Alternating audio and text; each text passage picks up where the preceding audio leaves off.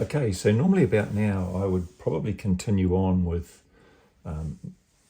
more of the drawing, but just to show you about layering, we've now pushed in and blended in this dark area with a 14B graphite pencil.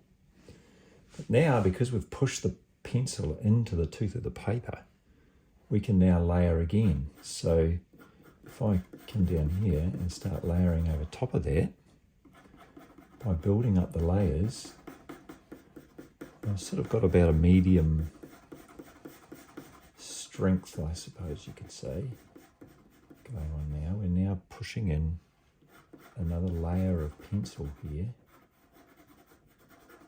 in an attempt to darken it up further.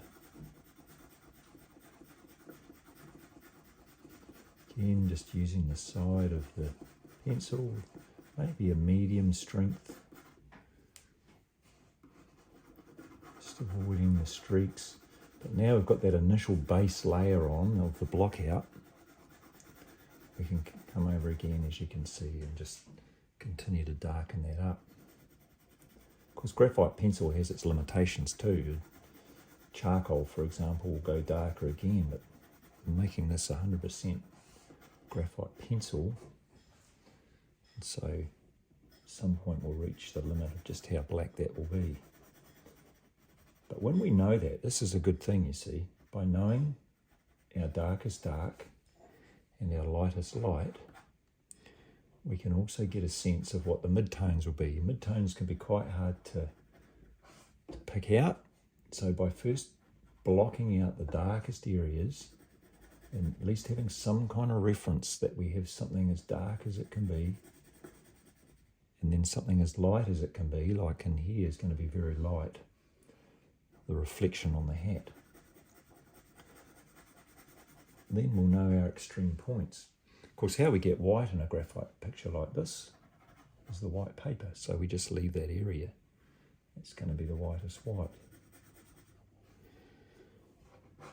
All right, so we can carry on like this for a month of Sundays. It takes a long time with pencil, doesn't it?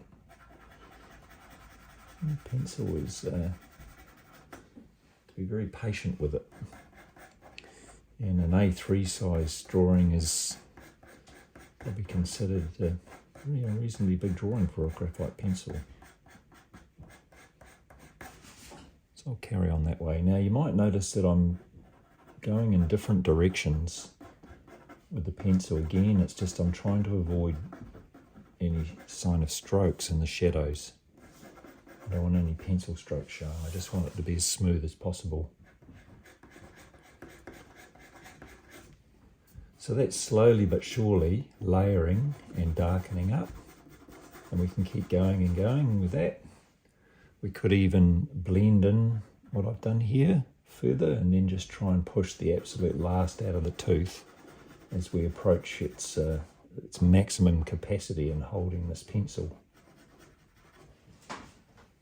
So we do have to manage it carefully. If we go in too hard too soon, we're not going to be able to achieve the layering that we are here. In the final stages of an area that has been layered, you can move to what's called burnishing. I'm not at that stage yet with this, but I'm just going to continue to darken that up. So you can see now the black in this little area here that I've burnished. It's quite a bit darker than even some of the other areas there, so I'll probably do that similarly. I'll just hold off for now, but I was just showing you just to get that final layer in darkness.